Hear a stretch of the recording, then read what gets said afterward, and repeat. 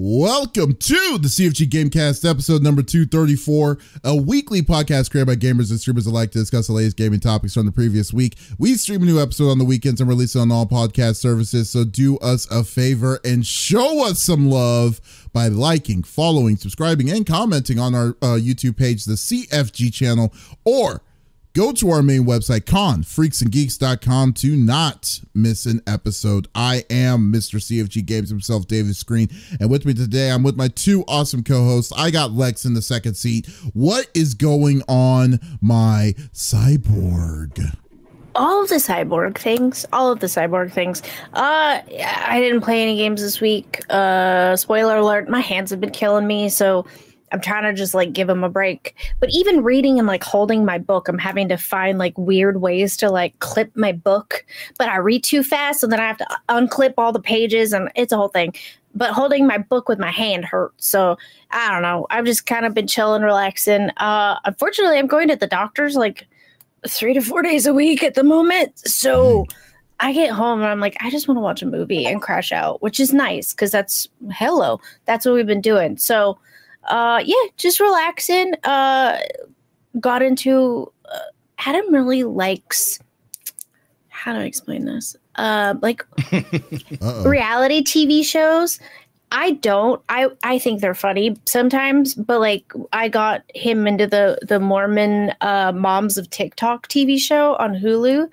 I didn't know that was the thing. Yeah. What? Did you just make that up? Because I have never heard of that.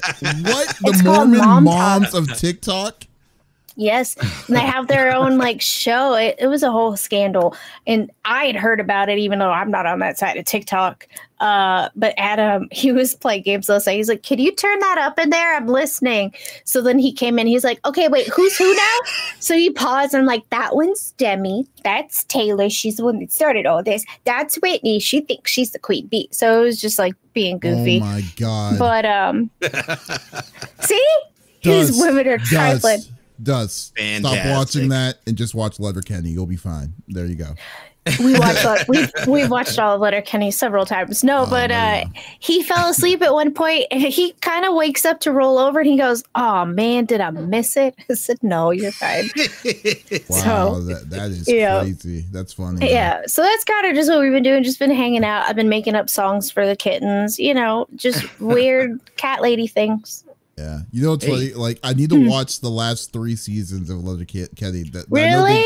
They just finished They finished up the series, which is great. So I can actually wait. It was still I don't know why I didn't think it was still going. I thought I had watched all of the episodes. I guess no.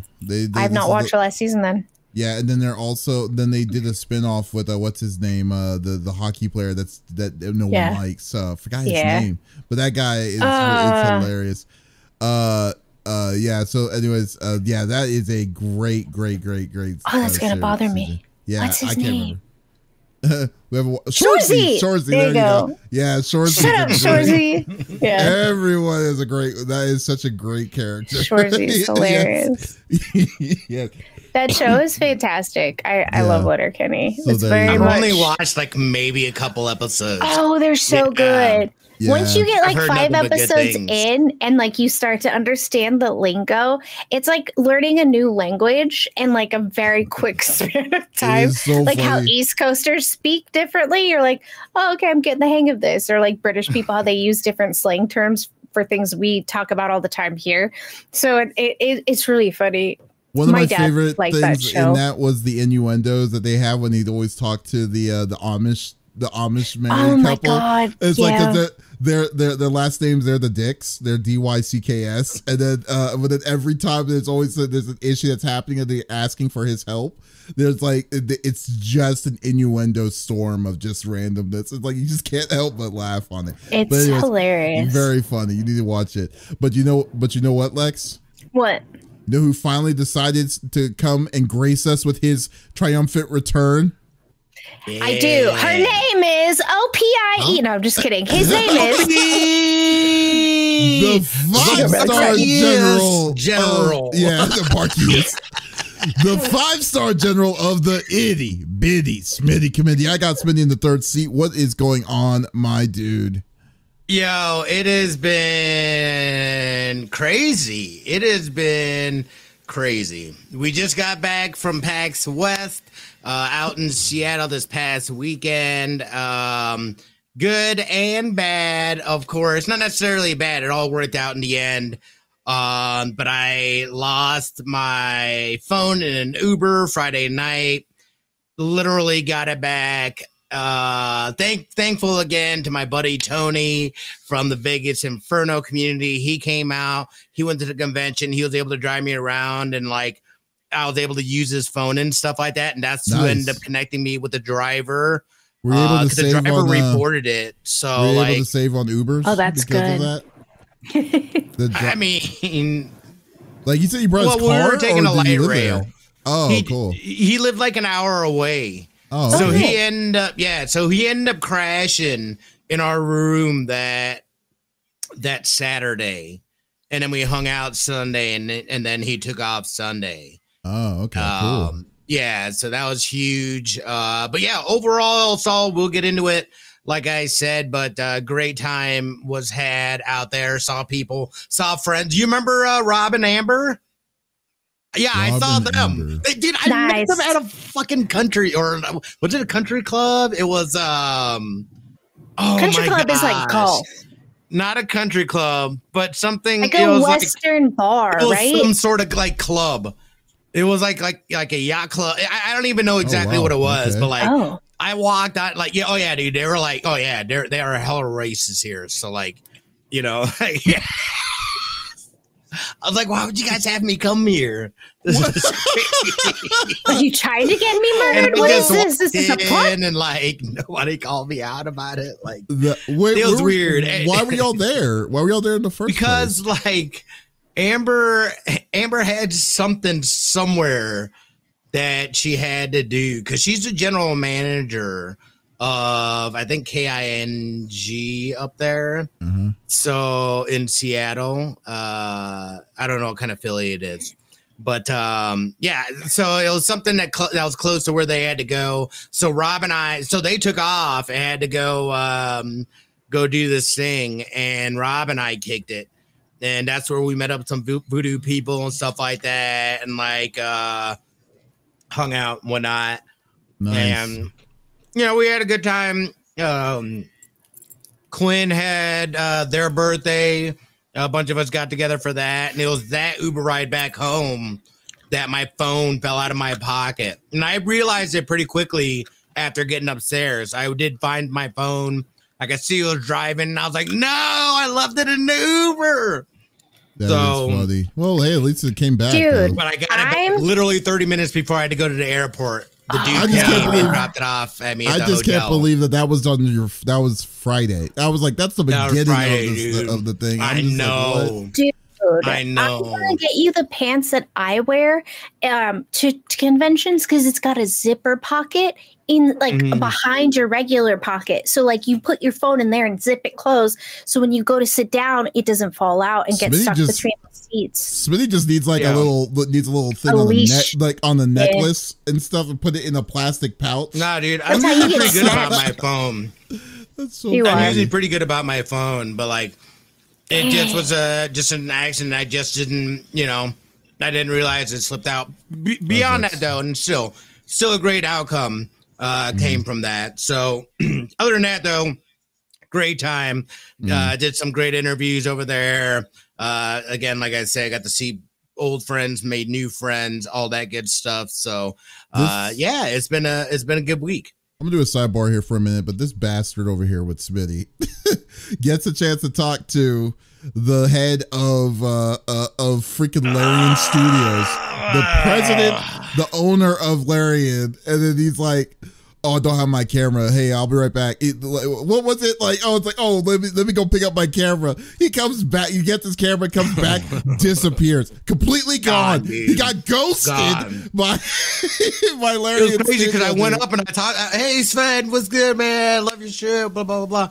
And I was like, "Hey, man, like, would you have time to do like a quick 5-minute interview, real quick?" If I went and grabbed my camera, I should have just already had it on me. And he was like, well, typically you have to go, or he was like, well, Brad's back there from PR, but, you know what, screw it. Just go grab it real quick and we'll do it.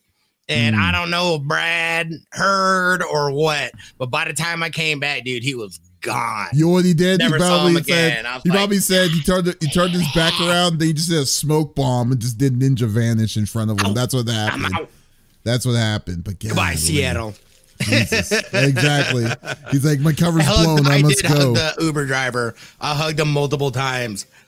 I did. There are a lot of Africans there. I did not realize it. No, dude. I was like, what? I was happy to get my phone because I had already written it off. Oh, that's good. Yeah. I'm glad that you weren't in a bad mood while doing that, because something like that can just totally make your whole. I mean, what are you gonna do? Derails what are you gonna do? Yeah. I mean, I know, but I mean, it's still kind of just what piss you off. I mean, it was very uncomfortable. I couldn't reach people. I didn't have, you know what I mean? Like, luckily, my only form was. Luckily, I had my laptop. I could still send messages. MacBook, yeah. But luckily, you weren't depending on like Apple Pay and stuff like that. You know, like if you did, you would have I had my cards. Yeah, so that would have been really bad. But I would have been super boned. Well, besides that, I know you had a good time. So but that's awesome. Overall, it was great. Yeah. It was a solid PAX. Good deal. What about you, Mike? Excuse me. Oh, take it easy. Oh man, I've been busy. Well, as always, but like I am. Luckily the eye has cleared, so I'm definitely good to go on that. It was kind of scaring me for a little bit because put it on your pillow. yeah. So like, what ended up happening was it kind of got me a little bit scared because like my eye was cleared from the completely. And but I was still seeing a little bit of double vision, a little bit of blurriness, and I was just like still freaking out because I'm like, man, do I have to get glasses again now? I mean, because I'm at that age now where it's like, you know, I might need to start doing it, you know, and I was trying to see if I need to go to if I need to go to an eye doctor and stuff, but no, my vision's back to normal now, and I'm good, and nice. And I'm able to play. I did a little bit of Dragon Ball Multi the day before they shut down, which is kind of cool because they gave everyone a billion zenny to open up everything. Yeah, to try it all awesome. Out. Yeah, it was really cool. Yeah. So then they also had a really good survey about the game, and then like I haven't done their survey yet. I saw it. Oh, I gave them some pointers and stuff like that. Pointers, but my opinion on it. And I mean, I think the game can be something good, but man, dude, they need to do. There's so much to do. I think like we won't see this game until 2025, which is fine. Space it out. I don't care. But then I also was playing some Zenless Zone Zero. Got the Jane Doe character. Love that girl. That girl is tight. And was playing her for the past couple of days. But then on the end of the week, I just decided, you know what, I gotta play Fire. I've been debating on it. I should just do it. I started playing Astrobot, and my God, dude, like. I don't play platformers, but I don't play a lot of platformers. I do play platformers, but I don't play very much. It's been a long time for me to play a platformer that I had interest in playing and stuff.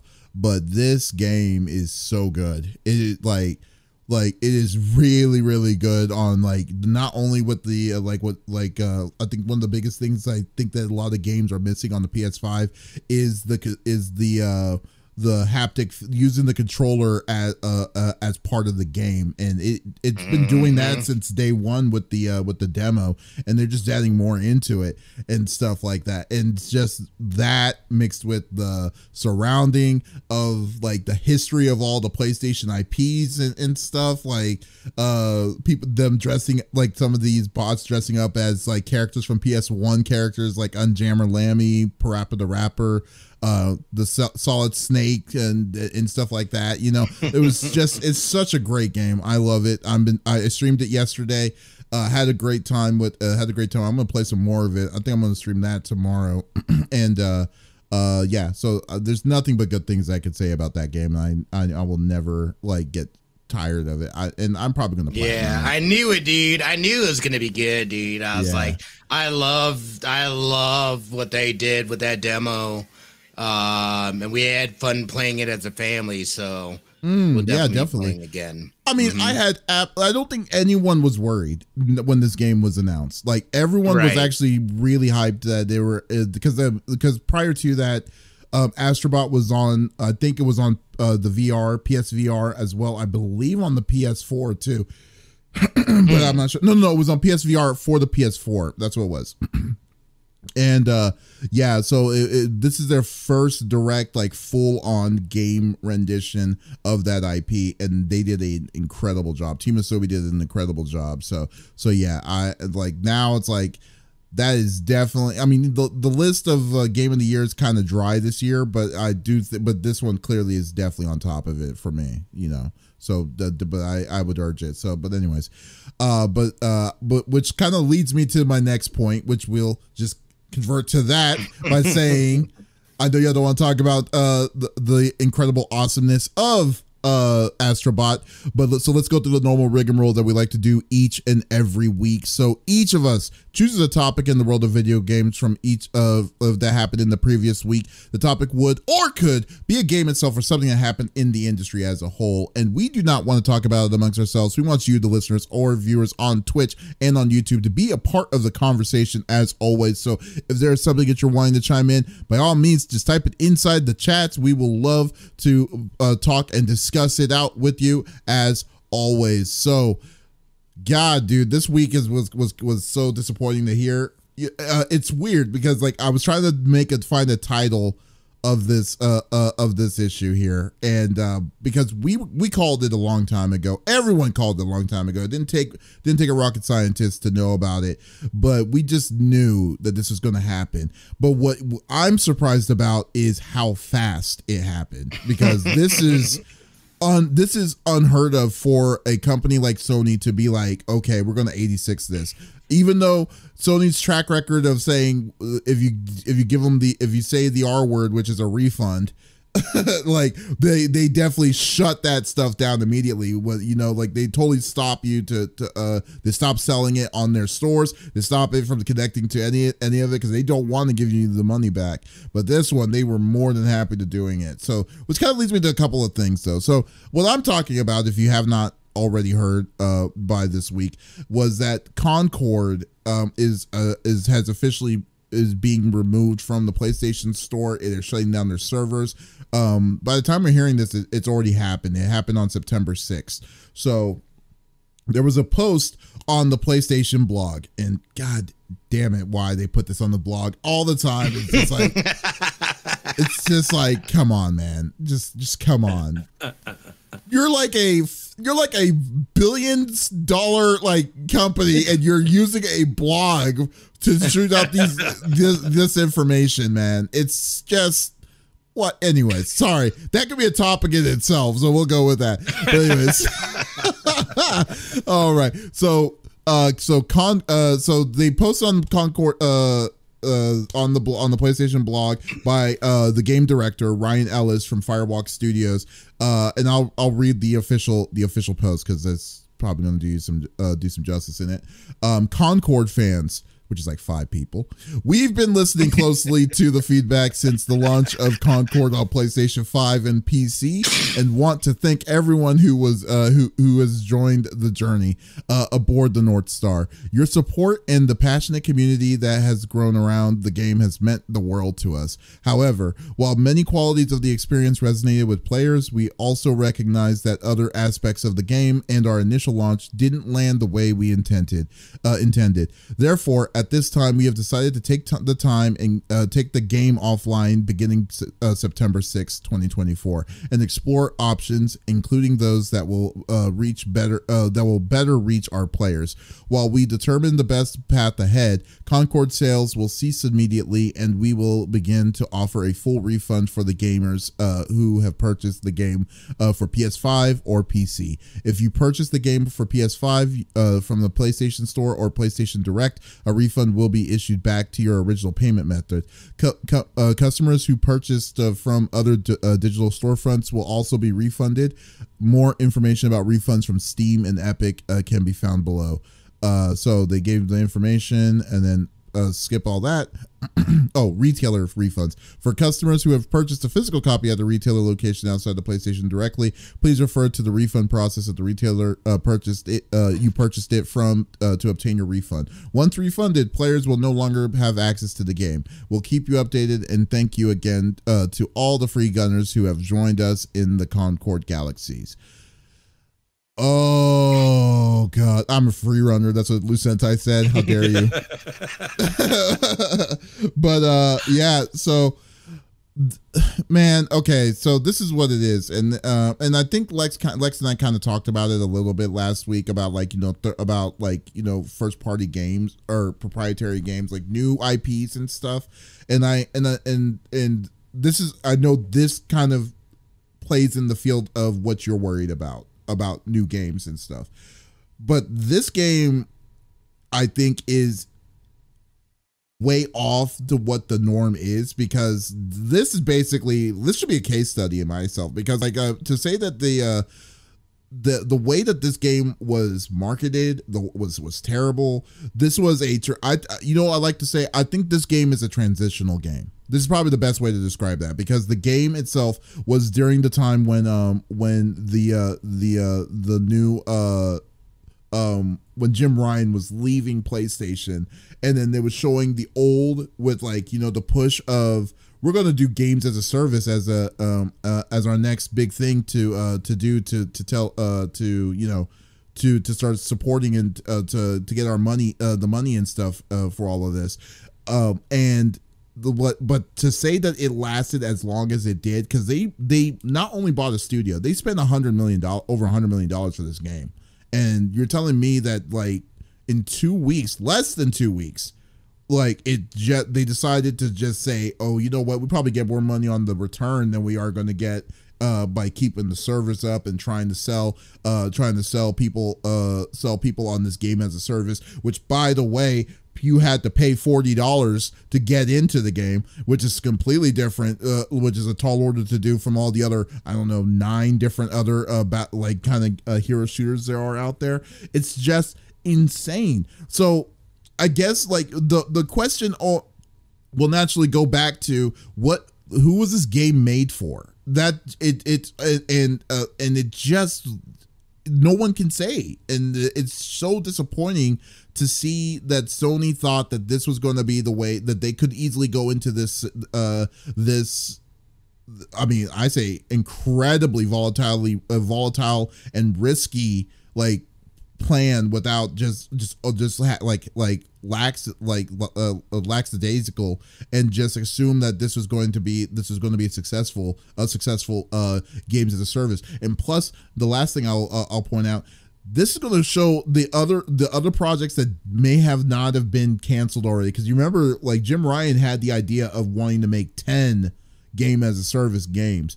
At this point, I believe most of them have been canceled, except I think the big two is Marathon, which Marathon has to be successful for us to even hear the studio Bungie is still around. I would say, and then the other one I think it's called, I forgot the second one that's going to happen, but yeah. So like I just like, this game was like, I felt that the game wasn't being pushed well enough. Like Sony knew in itself, especially the new regime, didn't really feel like they should back up this game. I think they knew that this was going to be a dud, especially when they saw the maximum amount of players on the free beta that was open. The maximum amount, I think, was only 2,700 people, and then when opening day happened, it shifted down to 700 to 800. So I don't know. This is a cluster of a mess, dude. Like for a game, and it's sad. I'm sad to see, like, I don't know how Firewalk is going to be around. Personally, I won't be surprised if the next thing we're going to hear in the next couple of months is like they're shutting the studio down, or they're going to be downsizing to a ridiculous amount. So I just kind of want to get what y'all's thoughts are about this. What do y'all think? So I remember seeing some of the commercials with the green guy. I was like, "Ooh, that looks interesting."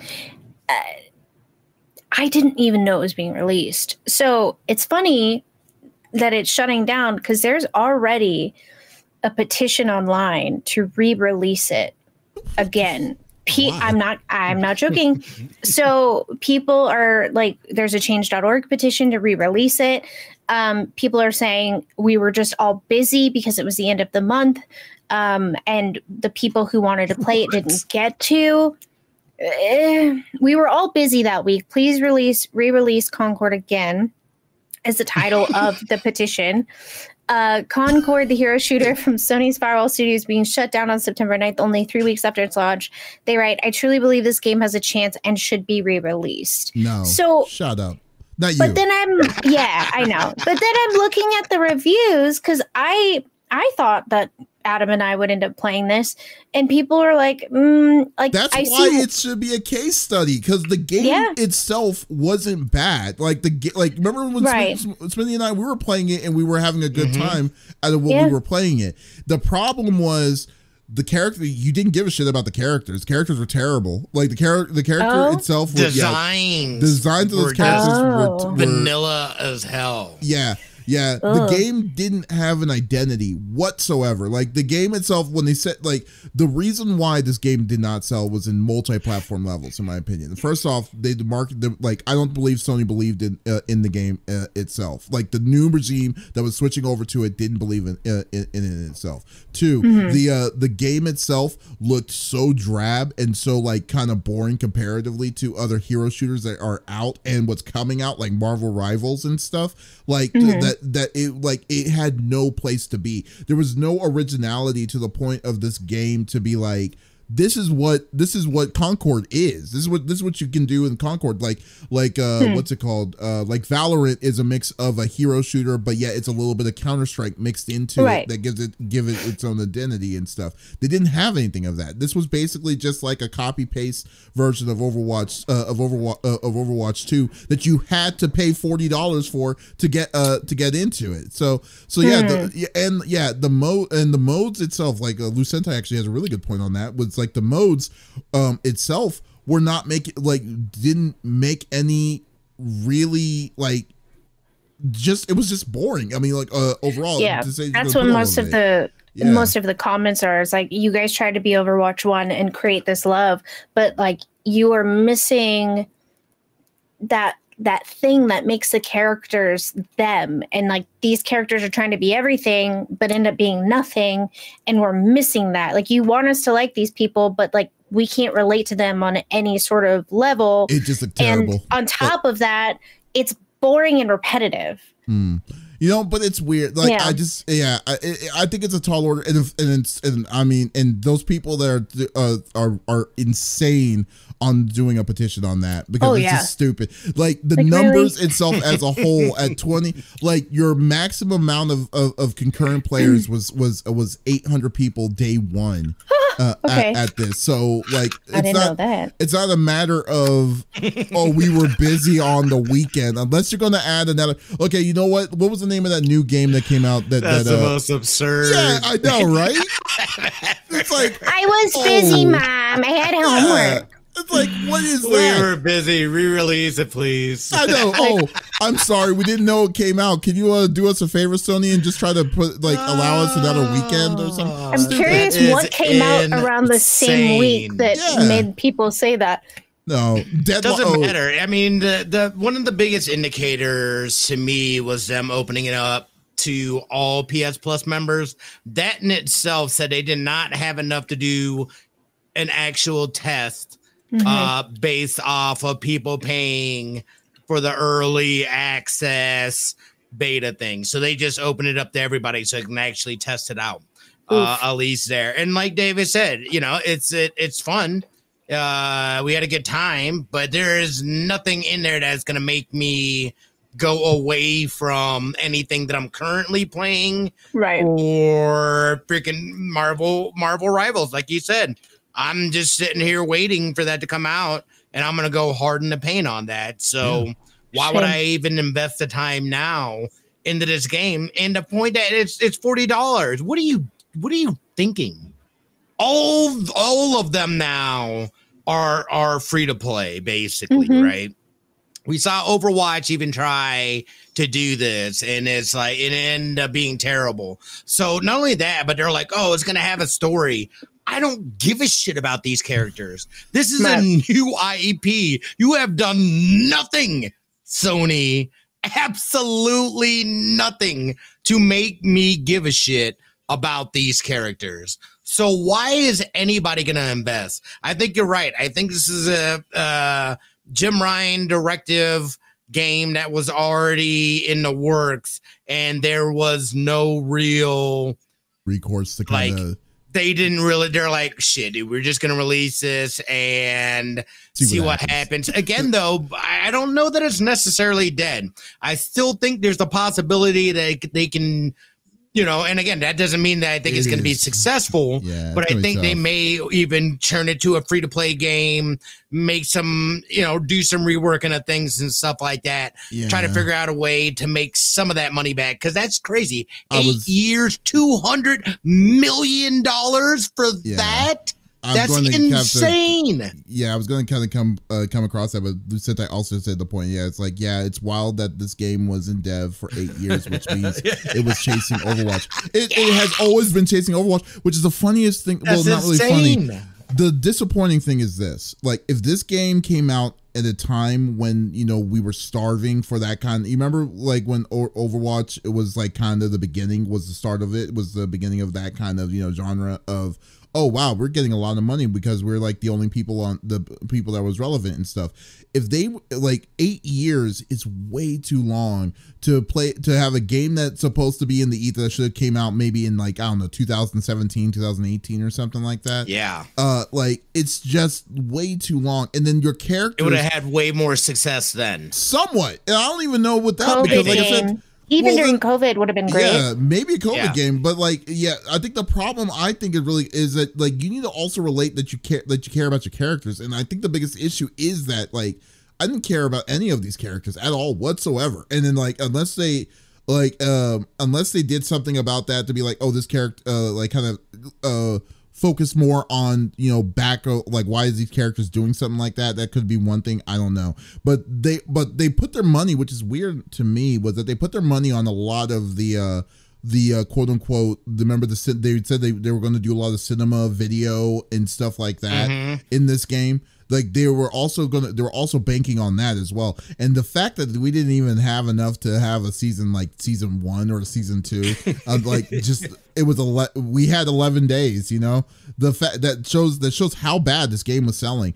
I think they only sold 25,000 total, I believe, and it was the number. And I'm just like, shut the front door. And they spent how much money? $200 million. Yeah, $200 million. On what? Development, man. Because, I mean, this game has been around it was going for 8 years, so it's just like remember, we were making fun of that one dude. That's why I put him as the the dude from Temecula, that guy. Temecula. Well, like, so like, this is supposed to be like a Guardians of the Galaxy kind of, you know, world kind of thing, right? Then the character I have as the thumbnail literally has like a snow coat on, like from like the north, from like, you know, look like a coat from like a thrift shop, and then has like some overall suspenders, some big gloves, and then has a rifle. And I'm like, oh, so is he a free gunner? I mean, what is it? Is that you're dressing for space? It's supposed to be chic casual? I don't know what that is, but yeah. Billy, what the hell are you doing? It's annoying, and it's annoying, and it's so sad to see that this game failed. I think it's weird too, because I know that and I don't know if you guys, and I didn't really follow along or anything, but I know that there's been all this, especially with this. I think this game was like kind of targeted as one. They were saying like the DEI stuff and how it connects to that stuff, and like people being like, blah, go woke, go broke, and this and that. And like, I didn't even see. I don't know how that even plays into this game at all. I just know there's been rumblings of it, and it's like, that's weird, man. Like, what a weird thing to say. It's just they just want to have a reason. People want to have they just want to have a reason to say, oh, it's because of DEI is what failed. Found it. Like, it's not. It's just it's stupid. Oh, I found it. It's on Reddit. It's okay. not a good game. That's all it was. I mean, it wasn't. It's not even anything about DEI. Right. Overcrowded genre. Yeah. Free to play genre. You didn't give the people that. Like, there's no. We talked about what's going to get people excited. I think a great like duality example is that, and then looking at what Marvel Rivals is doing. That in itself shows you how you could be successful in that space versus, and granted, it's Marvel IP, so like you like almost automatically get a boon. They get but the you're still boost going to make a because good they got fun game. Yeah. And well, they got the boost. They got a double boost of this. One is the fact that they have the Marvel IPs with all the Marvel characters that people can relate to. So they already got that. Then two, the Netties also worked on Overwatch, so they also know what they're doing. So like Overwatch, Once Human, freaking dude, NetEase has got their hands in all kinds of stuff. Yeah. So I'm just saying that like they have a step higher. They can do whatever the hell they're wanting to do right now, especially when they have the Marvel IP. It's like people are going to be in on that. We were already in on it when we saw, it's going to be it's a third person. People's biggest issue about that game was, it's going to be third person, not first person. And I was just they were saying that about Marvel Rivals before the first alpha. Before the alpha came, though, people were griping because what it was a weird thing to be upset about. I know, right? But they didn't like. I think it changed their mind when people actually messed with it. But anyway, played it. Well, yeah. I'm sorry, Lex. It's amazing what happens when you actually play the game as opposed to just forming an opinion about something you have no idea about. Right. I'm trying to read about how it was woke. Yeah. And like there's nothing. There's literally like people are like so the guy who did like the sewage slime gun, he's a medic, but he looks like he deals with hazardous materials without his gun. He just looks like a guy who likes his job. His design doesn't convey at all what he actually plays like in the game, and seeing him wield a regular lurking serious adult assault rifle contradicts. So like it's not actually woke, but I guess there was a mob of people saying it just to say it to like start this whole bullshit, but it wasn't even that weird. I don't. Yeah, it's just people being. It's very convoluted, right? Yeah, it's just like like I said, that's why I ignore it, man. But overall, I'm just going by the merits of the game itself. And I will say this right now because I know at the end of the year we like to do the our game of the years. This game is omitted because this is by default this game is the worst game of the year. I mean, there's no.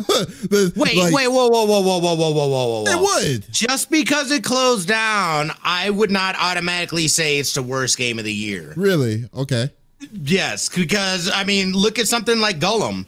I mean, the game came out, it played, people bought it, and that game is dog shit. That game was just. That was my worst. I don't think it automatically just gets worst game of the year. It's unfortunate that the service didn't come out, but like the game functioned. It played. Okay. And fun. So you say, okay, fine. So you're wanting to keep it in. If Lex says keep it in, then we'll keep it in. But still, I don't know, man. It's just. Wait, you're saying keep it in as game of the year? Oh no, I'm saying in our competitions of keeping it like to say if it's the worst or if it's if we. Well, I guess we can. I mean, at that point, it's any game. I don't think there's any restriction on it. It's another game, but people are playing. We still got a lot of year left. Where are we in September? There's still a lot of year left. So I don't know if you can beat. I don't know if you could beat 11 days though. That's the thing, dude. Like a game to shut down in 11 days. It doesn't matter if it's functionally working. The fact that they had to shut it down because because people had no interest on it. Because technically, right now, mine, like I'm not even gonna lie. I think the worst game for me right now is Suicide Squad. Because like I think that like right now it's that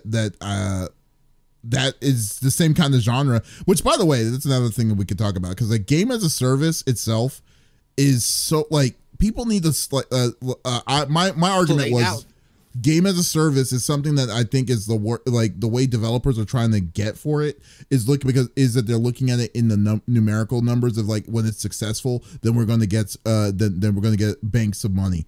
I think folks need to stop thinking of it that way because it just seems like it is so hard. It is such a gamble. It is so much money to deal with all of this. I don't think it's devs that's doing it, dude. I think it's execs and shareholders that are doing that stuff, and they are so out of touch that they don't realize that phase has already passed, and they didn't jump on it, and they're not doing anything to be able to profit off it. They're just throwing money at shit, and they don't understand it.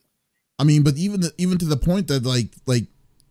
So I mean, it sucks that Sony fell for that though too. It's like really of all like Sony is known for their first. It's definitely the push is definitely the shareholders within the company. I will give it that. But I'm just saying that like the fact that most companies or big studios or big developers are pushing to trying to have that kind of push of saying we need to get a game. We need to have our Fortnite, which by the way, Fortnite was accidentally made into that. So like it's not something that they were actually pointing into it.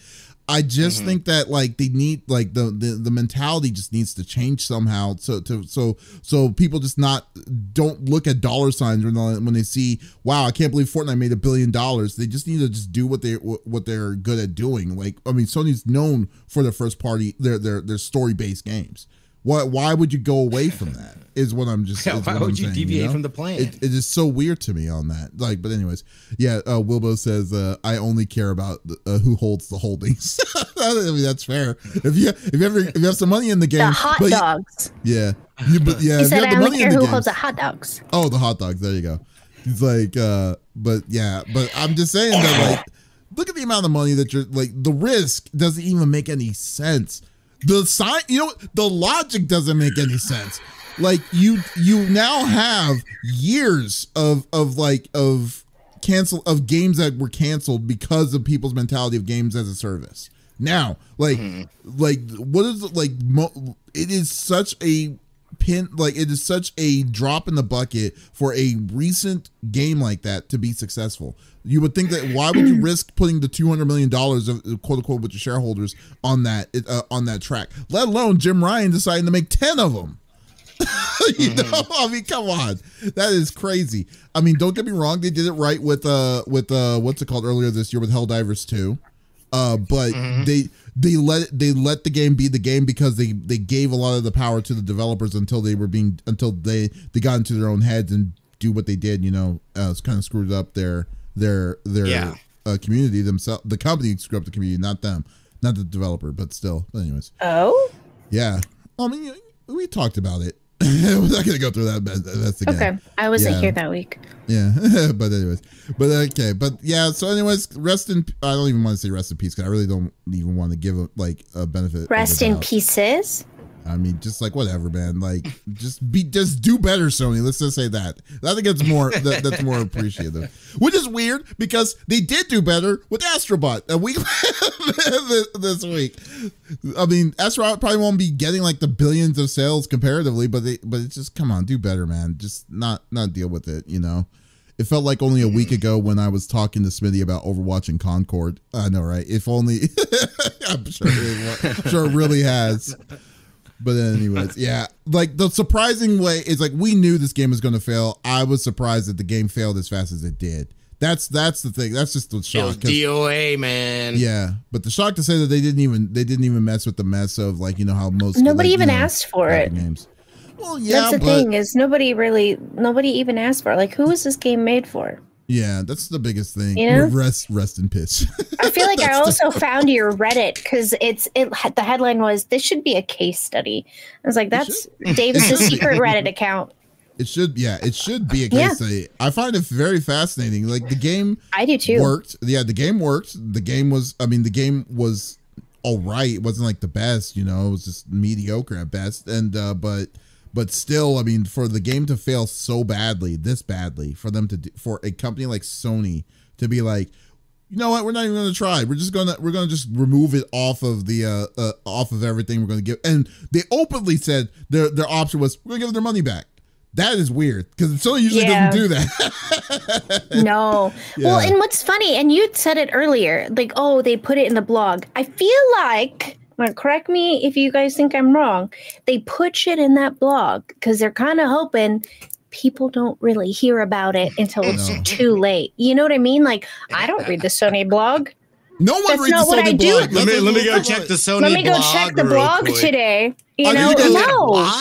Like, why would you put the most important things in a blog format? They put this in, hey, you know what? I need to go reach a person. Let me go use my, let me go in the news group real quick and just make sure that they signed in on this. I'm sure they have it. Put a correspondent on or something, dude. Like, you guys should have some better delivery system. We're in the 21st century, right? Let's come on. Let's act like it, Sony. It's so ridiculous with PlayStation Blog. Anyways, we put it in our blog post. Didn't you get our page? Like, sorry. Like, come sorry, on. Pager's been dead for 20 years. Anyways. Smitty, what are you bringing to the table, man? Yeah, just kind of a recap a little bit on PAX West 2024, as Wilbo was saying as well. Had the pleasure of staying with Wilbo, so it's always nice when you get to hang out with somebody IRL and stuff like that. So that was fantastic. But overall, it was the 20th anniversary. The merch store was kind of weird. There was a lot. I noticed there's a lot of lines that were just capped off, and I didn't get it until literally one of the last days that I was there, and we were walking by going to the Voodoo Lounge, I think, and there was no line or anything. It's like, oh, yo, I'm going to go in here real quick and grab some stuff. So that kind of sucked. I kind of wish that there was a little bit more preview time for media. I don't feel like an hour is a sufficient amount of time to, get in and truly be able to preview enough. You almost got to go in with a plan beforehand. Although, it's like the Wild Wild West. You're just going in. I'm going to try to hop in and get in as much as I can before the hour's up, and then they release the doors and everybody comes in and whatnot. Overall, great experience. Again, PAX West is Seattle in itself, I feel, is a very chill place to be in. Lots of great vibes, very eclectic culture and people. We stayed on the university, so even more so, we saw a lot of younger people and, just different ethnicities and things like that. So it's really refreshing being able to go into a city like that and feel at ease, not having to worry about any of that stuff. Like I said, I lost the shit out of my phone. So, that kind of made things a little difficult, but we made it work. We still got our interviews in. Again, being able to take the light rail down to the convention center was super easy, right around the corner from where we were staying. So that made it super simple. It was nice being a lot closer, even though we weren't as close as we wanted to be, which again was on me and just me getting my things in for the hotel. So, I thought that was, it ended up working out. So again, I feel like PAX is a great place to be able to sit down with, and I don't really do so much of the big name stuff and whatnot. I feel like those are the places where you're going to encounter all the lines and things like that, but really hitting up some of the smaller devs, some of the indie devs. It was great. I got to sit down with Justin Woodward, and we stood up. And he's a creative director for Jay and Silent Bob Chronic Blunt Punch, and just being able to talk about how they end up getting the license to use the IP for Jay and Silent Bob. It's a great story. Speaking with Hero for Ender Magnolia. I started Ender Lilies. That is on PS Plus. So I downloaded it and started just from that little playthrough I had. Was great. So it's such a great opportunity to really get down and sit down with these people that are making games and have a conversation with them. So they do a fantastic job of that. Plenty of art, crafts and different things to buy. There's lots of great food and stuff like that to do around that area. I felt like this year also felt a little more chill. There weren't really too many, other than the mixed party and the Polish party, and I think there might have been something else, or maybe party? Not. Nah, dude, I didn't even make it out. I'm not even gonna lie. Like, I didn't have it in me, dude. It was on Sunday. I didn't have my phone. Freaking, my body felt like Jello. I was like, I don't got it in me. Wait, what's a Polish party? It's like, I think it's like these Polish developers, and like I heard they throw this amazing party, but like I think it's like at somebody's house, and like, dude, I didn't have the mental capacity to try to handle any of that. Yeah, no kidding. I was just like, nah, this is the day before I'm leaving. I'm just gonna chill in a hotel and whatnot. So it was like, nice. I've never been to PAX. But I did go to PAX. I went to PAX East. That's a lie. Sorry, but I've never been to PAX West, and but I've been. That's one of the places I've been always wanting to go to. Who knows? Maybe want to try for next year. But yeah. But the biggest thing I will say though, it's like you when you're saying like, oh, you didn't have enough time. It's like if only there was an event where it was supposed to be just for press only. That it was like an expo that you could do in the beginning of summer that they could have that they were doing for the past 30 years, and then until all of a sudden when they opened it up for the public, it was destroyed. So I'm sorry. Like I know you probably this is your first time that you've experienced that, but you kind of somewhat. I'm talking about this when I was talking about on my side of what I do when I go to these events, but I'm saying that like it's. Like you can now kind of understand why I was a little frustrated when they're bringing regular. Oh yeah, I totally understood. I did the same thing happen at I think it was PAX East. Oh yeah. As well, where similar situation where the preview time isn't really long at all. Yeah. And for the second time, because that happened at PAX East as well. Somebody gave me shit about my tripod being out. They said no. So in the lanes, they said I couldn't have it folded. And I was like, well, can I do it like a monopod? And he was like, well, technically you gotta hold it. And I was like, dude, like that shit ain't light. I was like, come on, man. And he was like, he was like, in their booth, we have no control over.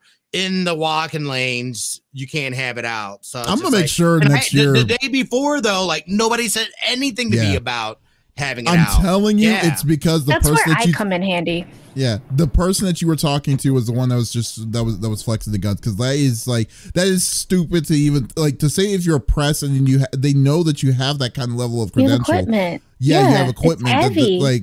They can't just tell you or expect you to say, oh no, we can't use the tripods. You have to use your hands to do it. Let alone if you're by yourself, so it's like, what kind of logic is that? Dude, when I did the interview with Able Gamers, Adam, he was like this, holding all the equipment while I was doing, you know what I mean? Like he looked so goofy. He was like, I cannot move. I have one finger left. Just put it there. Because like I couldn't hold anything. And like we had a table, but it just didn't work. So yeah, no, absolutely not. I would put my well, they foot said, down and on again, to their credit, they said in the booth, that's not it's their up to area. them. So I could have it. I could have it out, but like.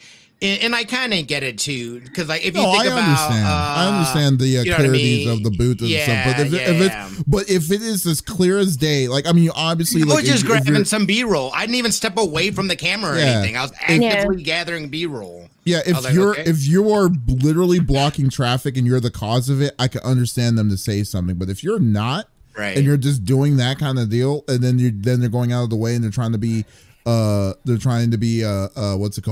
proactive, then they shouldn't be doing that. I'm just saying they shouldn't be doing that. That's just me. I don't know, but anyways, the PAX looked like it was fun. Was there any like secret, or was there any surprises? Like what was the do you have a favorite thing that you attended that you while you were there?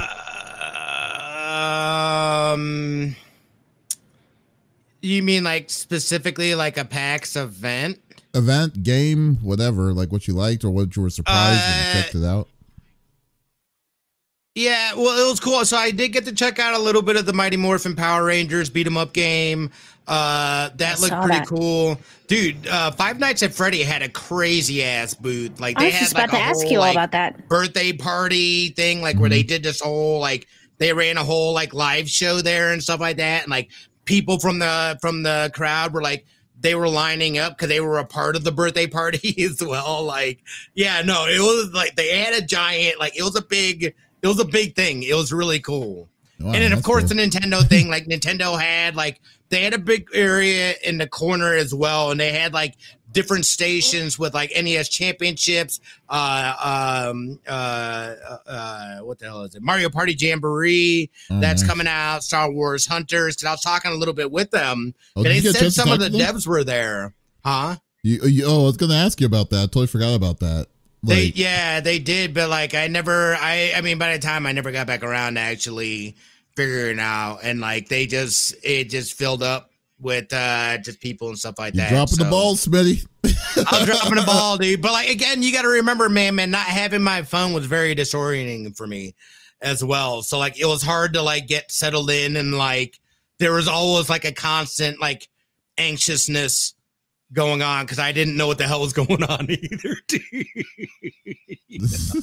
I just like my last interview, I was a little bit late just because I had to take the light rail. I had no phone.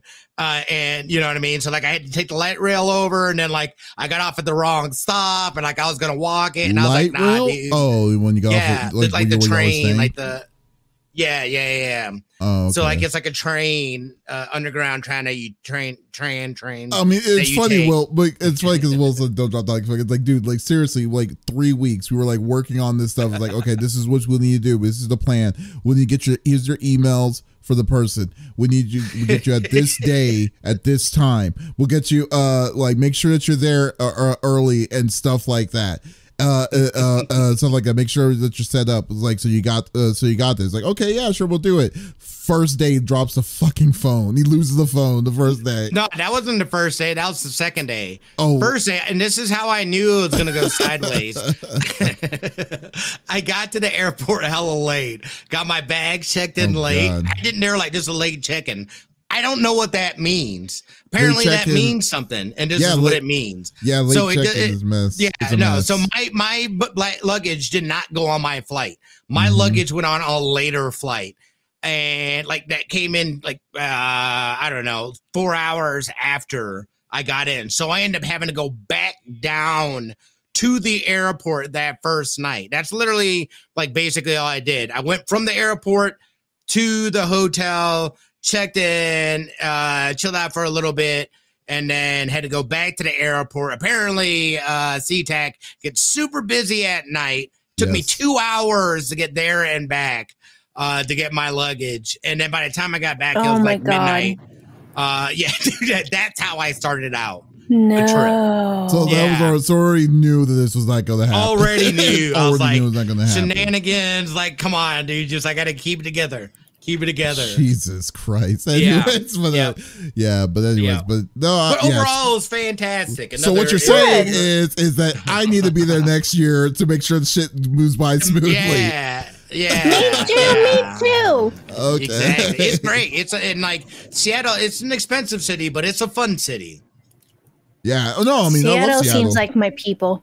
Seattle's a great city. Sure. Like the convention center is girls. great. Yeah, the convention center is great over there. The convention center, they've got a great convention center. I still hate that it's like one's like a couple blocks down the way, but it's not so bad because like basically anywhere you walk in Seattle, you're going to be walking up a hill at some point in time. Yeah, there was no. I need a scooter. Hotel that's literally like right next door. I think it was called like the Red Lion or something like that. I don't know if it's there anymore, but like it was that's where I stayed when I was there for SakuraCon, and I was like, man, if I can get this hotel every time, I would love to do that. So we'll see. Right. We'll see how that goes. But no, that's good, dude. I'm glad that you had a good time. I'm glad everything was eventually was sorted out. At least you didn't have to buy a new phone or anything like that. So that's great. So okay. We made it out alive. Yeah. But all right. Well, Lex, why don't you close us out? What do you bring to the table? My turn. So, apparently, the SAG-AFTRA union strike began on July 26th. So I feel like we got out of one only to go right back into one, if I'm not mistaken. I knew it was coming. Yeah. So basically, if you don't know, actors who are part of the SAG-AFTRA union they also represent not just the actors that you see on screen, but voice actors as well. So they have finally announced that there are 80 games and obviously their correspondent developers who have agreed to the terms over the use of AI, while voice actors and mocap performers continue to strike against major industry players. So the contract includes both tiered budget and interim agreements. So that sounds great. And will allow performers more employment opportunities as the strike continues. So there's still a lot of information that we don't quite know yet. But SAG-AFTRA has said that, we applaud those video game companies signing our tiered budget and interim agreements.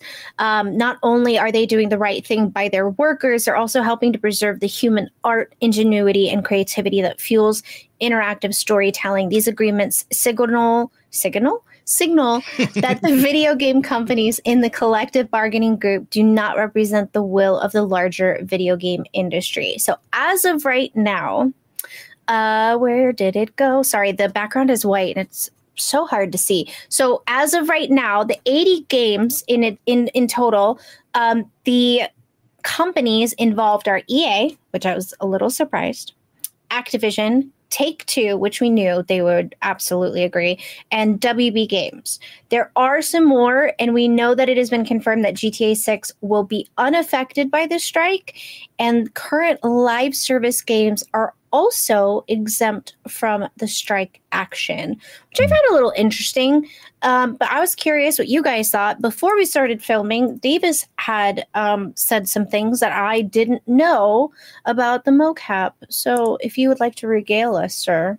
Oh, well, the strike is basically the strike has been basically isolated to mocap artists. The mocap artist is encapsulated with the voice actors union. So that's what they're protected by with SAG-AFTRA. Now the problem is that there was, I believe, if I remember correctly, because we talked about this when it happened with Lou Sentai. But what happened was that they had demands. They had like 25 demands, and then they came back with they agreed with 24 of the 25 that they came back on.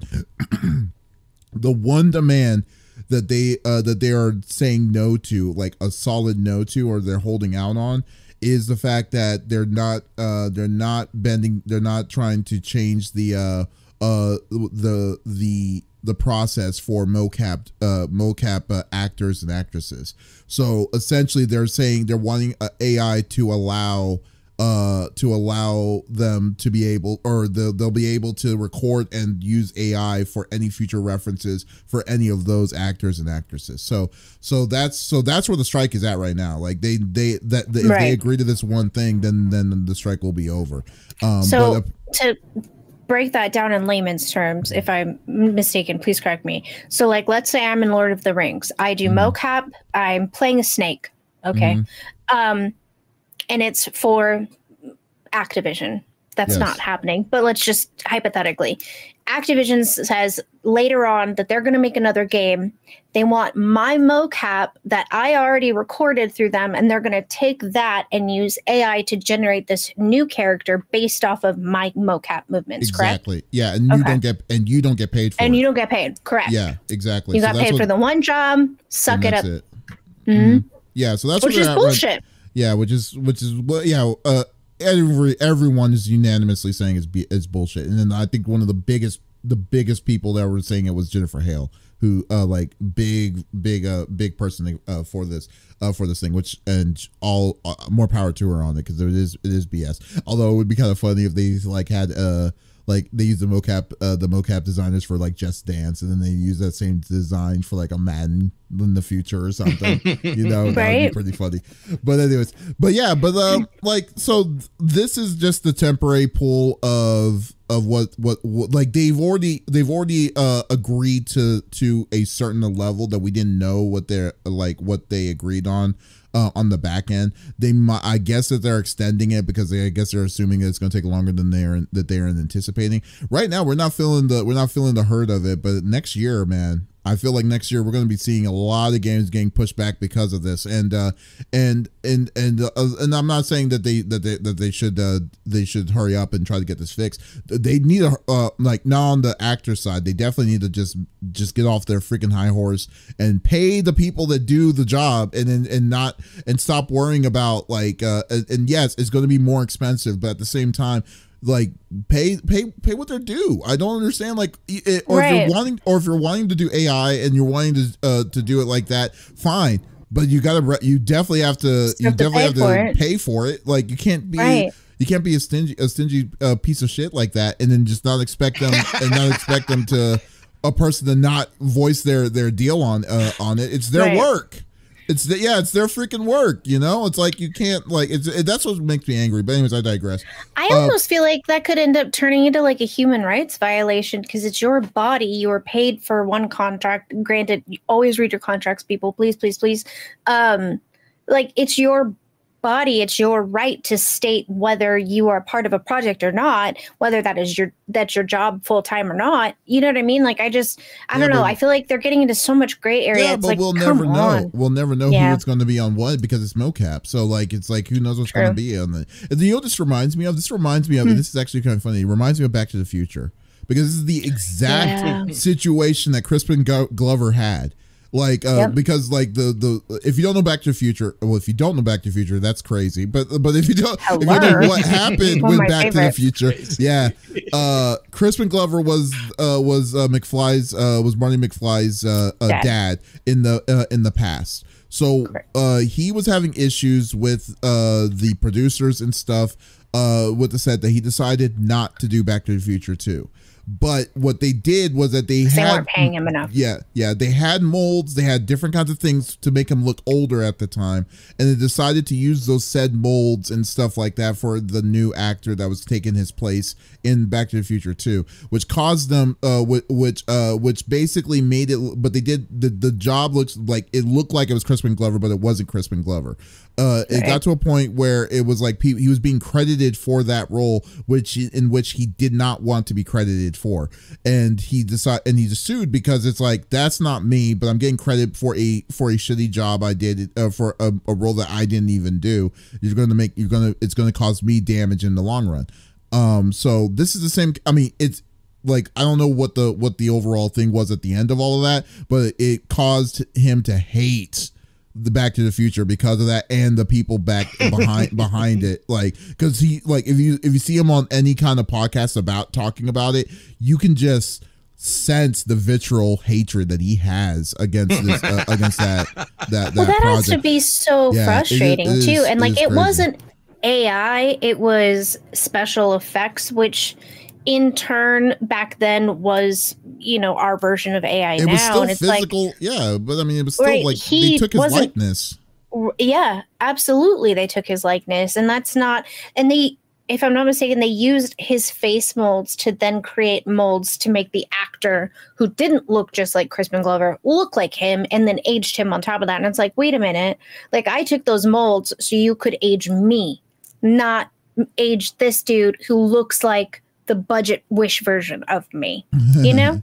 Yeah. Well, Donk is keeping us straight on this. It says it's training the AI based on the performances. The output in the future will be new animations based on the deep learning of the previous performances. Yeah. Well, yeah. I mean, I definitely understand. Yeah, definitely. That makes sense. That makes sense on it. But the fact is that since they're learning from from that source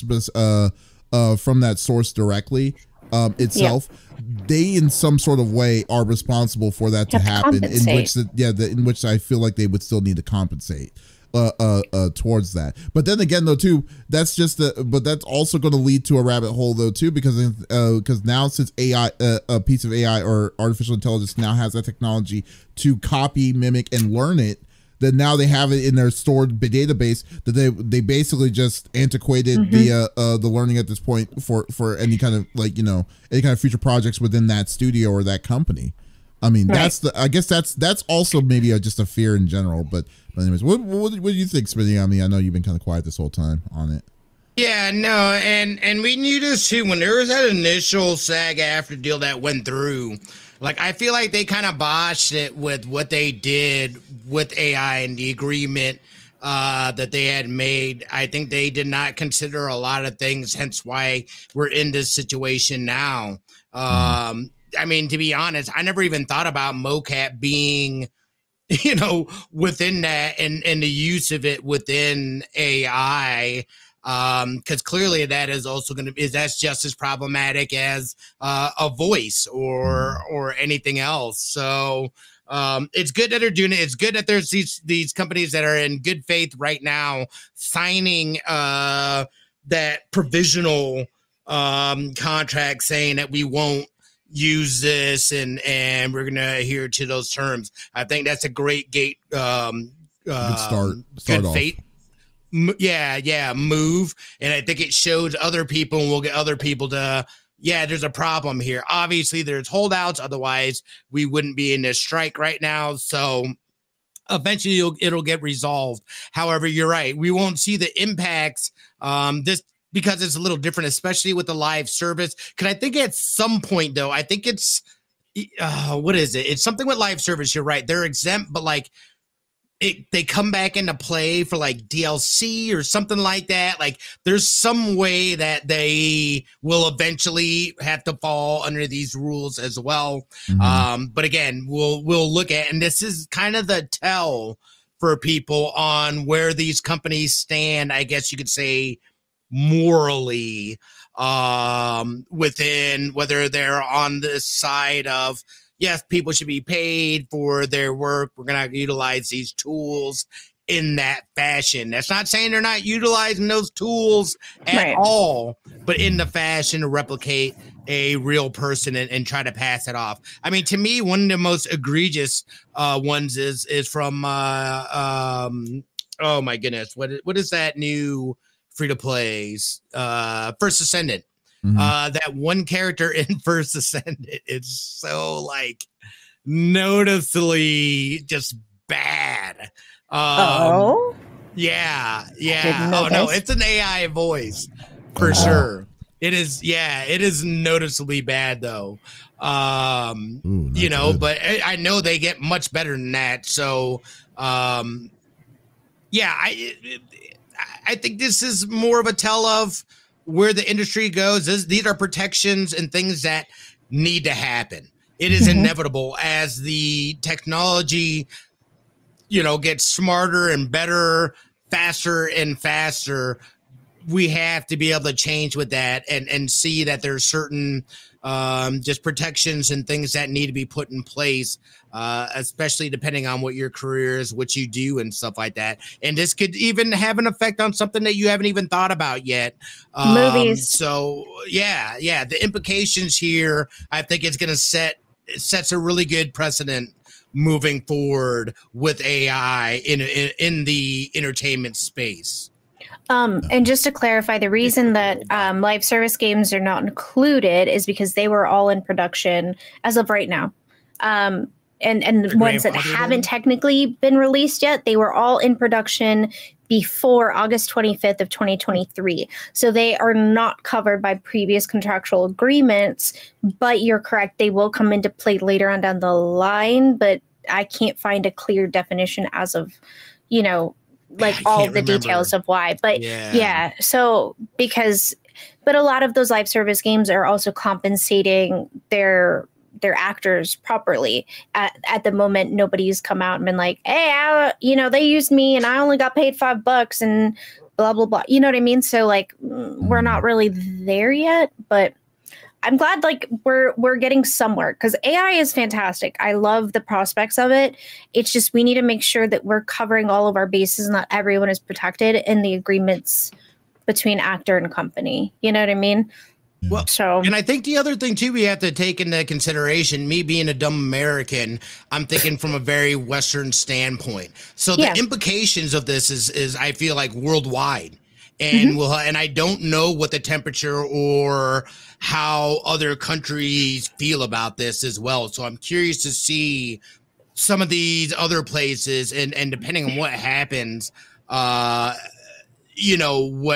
kind of effect it'll have in other places outside of the States. No, You're, totally. you know what's it's interesting? going to be separate though, because like SAG-AFTRA is SAG-AFTRA doesn't international? cover- I think it's just only U.S., right? I believe it's only U.S. But I know that there's a contortionist who is working with a company that does AI overseas for obvious reasons, because most actors can't bend themselves in half, right? So, you know, they have to use her for a lot of... Yeah. Oh, I'm so sorry. I can lick my toes backwards. She's working with a company overseas, and I know that she's been in the UK and then in the Netherlands and so on and so forth. But she's part of SAG-AFTRA, but that's a different contract. And she's kind of talked about it on social media, but she was, I keep wanting to say Who Wants to Be a Millionaire. That's not it. One of those shows where it's like, my act could be in Las Vegas. Anyway, but yeah, Okay, interesting. Well, She's getting paid a lot. Well, hopefully, we'll pray to God that these companies will get together and stuff. It's like I said, it's a good act of good faith that some studios are stepping up on it, and I know I think the more of the bigger studios that step up to agree on these terms on the outside before SAG-AFTRA's like unanimously say yes, because they're going to eventually have to bend the knee on this because obviously they're not going. They don't want their actors always like to, you know, they're going to stick together hard on this. And for this kind of topic, this is fighting for the future of the business itself. So yeah, they're not going to. They shouldn't back down. They won't back down. And SAG-AFTRA is international? Okay, cool. It is. So if you're part of SAG-AFTRA, anywhere that you work overseas, you are covered. Okay, cool. So yeah. So like, I just think that like this is just going to be inevitable to a point where either they have to have something more reasonable, something reasonable to kind of to go both ends, which I don't think is going to happen. It's going to be all or nothing. But yeah, it's so disappointing that that's where we're at right now with this. Like not surprising though. Not surprising at all. You're totally right. It's so bad. It's so bad. People are greedy, especially companies. I mean, how much are eggs right now? Let's, God, that's not terrible. Inflation. That's greed. Yeah. Folks, thank you for listening to episode number 234 of the CFG Game Cast. Thank you for being a part of the conversation as always. We will be back again next week with a whole new set of different kinds of topics. But if you did miss out on this episode, that is perfectly all right. You can always check out all this podcast live on, well, not live, but you can always download this podcast on all podcast services at the beginning of each and every Monday. So there is absolutely no reason to miss out on our sexy voices. Oh boy. Yeah, guys, also be sure to check out some the awesome content that we have on confreaksgeeks.com. And I finally am releasing episode number 2 of Fat Nerd Chronicles on YouTube here at the end of Friday, this Friday. So definitely stay tuned on that. It's going to be pretty cool. I talk about my running, my workout regimen. So nice. Can I be Skinny Nerd Chronicles? Yeah, you can if you want. No ass Nerd Chronicles. Yes. So there we go. But guys, thank you so much for stopping by, and we will see you next week. So this is Davis, Lex, and Smitty signing out. Y'all take it easy. Okay, I'll lay you. Bye-bye.